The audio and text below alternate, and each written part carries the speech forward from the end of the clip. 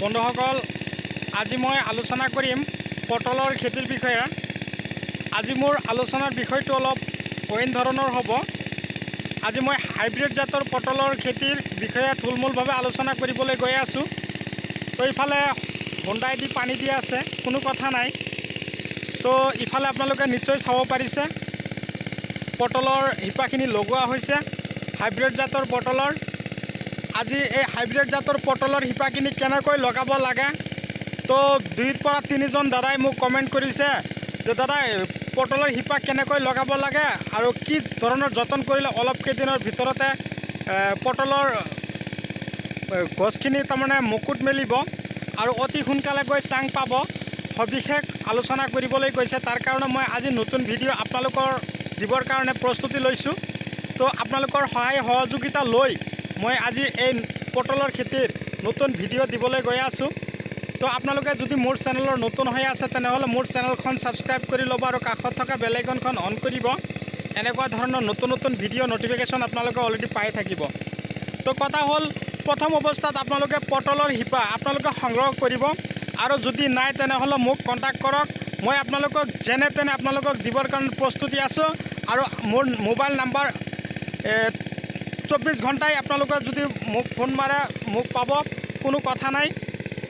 তো কথা হ'ল, পটলৰ শিপা যে সংগ্ৰহ কৰিব, সংগ্ৰহ কৰি আনি আপোনালোকে যে লগোৱাৰ পদ্ধতিটো মই আজি আপোনালোকক অলৰেডি শিকাই দিম।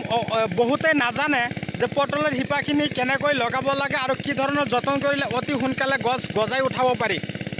তো দেৰি নকৰি খেতিলৈ মই গৈ আছোঁ আৰু খেতিত আপোনালোকে নিশ্চয় চাব পাৰিছে, আপোনালোকে কষ্টুৰি নিশ্চয় চিনি পায়। এই পুখুৰীৰ মাজত যিবিলাক হয় ঘাঁহ বননিৰ নিচিনা কষ্টুৰি, আপোনালোকে শিপাখিনি লগাই সেই ওপৰত আপোনালোকে কষ্টুৰি 3টাৰ পৰা 4টাকৈ দি থ'ব। চাব তাত অলপ ৰসাল হয়, মাটিখিনিত সাৰ আহে, শিপা দিবৰ কাৰণে সুবিধা হয়, তাৰমানে ৰসাল হৈ থাকে মাটিখিনি। আপোনালোকে সেই পদ্ধতি অৱলম্বন কৰিব বুলি মই আশা ৰাখিলোঁ। তো বন্ধুসকল, আপোনালোকে মোৰ কথাখিনি আপোনালোকে অৱশ্যই আপোনালোকে ফ'ল' কৰিব। যদি আপোনালোকে পটলৰ খেতি কৰিম বুলি ভাবিছে তেনেহ'লে দেৰি নকৰি মোৰ কথাখিনিৰ ওপৰত আপোনালোকে অকণমান গুৰুত্ব দিয়ক।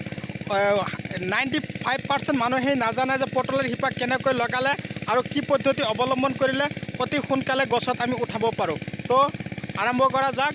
এয়া চাওক, আপোনালোকে নিশ্চয় চাব পাৰিছে পটলৰ গছখিনি। এয়া চাওক পটলৰ গছ ধুনীয়া হৈছে, গছখিনিৰ চেহেৰা এয়া চাওক। আৰু গছৰ গুৰি গুৰিত দানা দি দিয়া হৈছে, জোচ দানা দিয়া হৈছে আৰু 10-26 দি দিয়া হৈছে। তো কথা হ'ল কি, যদি কৰিম বুলি ভাবিছে তেনেহ'লে আপোনালোকে এই পন্থা অৱলম্বন কৰিব। আৰু লগোৱাৰ পদ্ধতি, এটা গছৰ পৰা আৰু এটা গছৰ দূৰত্ব ৰাখিব আপোনালোকে 6 ফুট আৰু শাৰীৰ পৰা শাৰীৰ দূৰত্ব 6 ফুট ৰাখিব। কিন্তু তাৰ মাজে মাজে আৰু এটা দিব, গছৰ পৰা গছৰ দূৰত্ব 3 ফুট হৈ যাব আৰু শাৰীৰ পৰা শাৰীৰ দূৰত্ব 6 ফুট হৈ যাব। তাৰমানে আপোনালোকৰ গছৰ দূৰত্ব 3 ফুট ৰাখিব আৰু শাৰীৰ দূৰত্ব 6 ফুট ৰাখি আপোনালোকে লগাব। আৰু লগাই কিনে আপোনালোকে কি কৰিব লাগিব, এনেকুৱা ধৰণৰ আপোনালোকে কষ্টুৰি ওপৰত দি দিব লাগিব, এনেকৈ ঢাকি দিব। এয়া চাওক, নিশ্চয় চাব পাৰিছে, এনেকৈ ঢাকি দিলে অতি সোনকালে গছখিনি মুকুট মেলিব আৰু ধুনীয়াকৈ ওপৰ ফালে বগাবৰ কাৰণে প্ৰস্তুতি ল'ব। আৰু কি হ'ল, গছখিনি যেতিয়া বয়স চাব 1 মাহমান হৈ গৈছে তেতিয়া এনেকুৱা ধৰণৰ হ'ব। এয়া চাওক, নিশ্চয় চাব পাৰিছে, এনেকুৱা ধৰণৰ যেতিয়া হ'ব তেতিয়া আপোনালোকে গছৰ গুৰি গুৰিত এনেকুৱা ধৰণৰ সাৰখিনি দিবৰ কাৰণে প্ৰস্তুতি ল'ব। তো বন্ধুসকল, মোৰ ভিডিঅ' চাই কেনে লাগিছে মোক কমেণ্টত জনাব। আৰু যদি আপোনালোকে মোৰ চেনেলৰ নতুন হৈ আছে তেনেহ'লে মোৰ চেনেলখন ছাবস্ক্ৰাইব কৰি ল'ব আৰু যিমান পাৰে মোৰ ভিডিঅ'খিনি আপোনালোকে শ্বেয়াৰ কৰিব, আপোনালোকৰ লগতো যাতে বেলেগেও চাবৰ কাৰণে আগ্ৰহী হয়। তো কথা হ'ল কি, এই ভিডিঅ'টোৰ মাজেদি আপোনালোকক যিখিনি কথা ক'লোঁ আপোনালোকে এই কথাখিনি আপোনালোকে যদি ফ'ল' কৰি আপোনালোকে এই পন্থাত অৱলম্বন কৰি আপোনালোকে যদি লগাব পাৰে আপোনালোকে 100% সফলতা অৰ্জন কৰিব পাৰিব। এয়া চাওক, ইয়াৰ পৰা টানি দিয়া হৈছে, এয়া গছখিনি এনেকৈ ধুনীয়াকৈ ওলাইছে। এয়া চাওক, চাব পাৰিছে নিশ্চয়। তো হোণ্ডাৰ শব্দৰ কাৰণে আপোনালোকে নিশ্চয় মোৰ কথাখিনি কিজানি বুজিব পৰা নাই। তো কথা হ'ল, পিছৰ ভিডিঅ'ত আপোনালোকক দিম কি পটলৰ গছখিনিত কেনেকৈ ঠাৰি লগাব লাগে, কেনেকৈ গছখিনি উঠাব লাগে।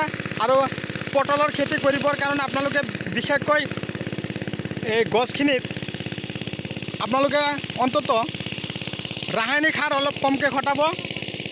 বিশেষকৈ আপোনালোকে কেঁচু সাৰ আৰু গোবৰ সাৰ জৈৱিক সাৰ এইবিলাক বেছিকৈ খটালে কি হয় পটলৰ খেতিত পটলৰ প্ৰডাকশ্যন অকণমান ভাল হয়। তো এনেকুৱা ধৰণৰ পন্থা অৱলম্বন কৰি আপোনালোকে কৰিব বুলি মই আশা ৰাখি মই আজি আপোনালোকৰ মাজৰ পৰা বিদায় লৈছোঁ। পৰৱৰ্তী ভিডিঅ'ত মই আপোনালোকক পুনৰাই লগ পাম। ধন্যবাদ।